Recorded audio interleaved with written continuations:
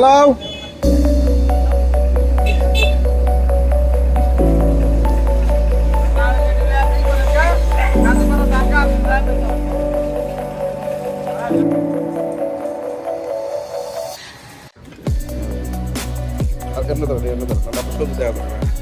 আচ্ছা, এক ট্রাক মাল যে আপনারা কিনে নিয়ে আসছেন, কয়টা কিনে নিয়ে আসছেন?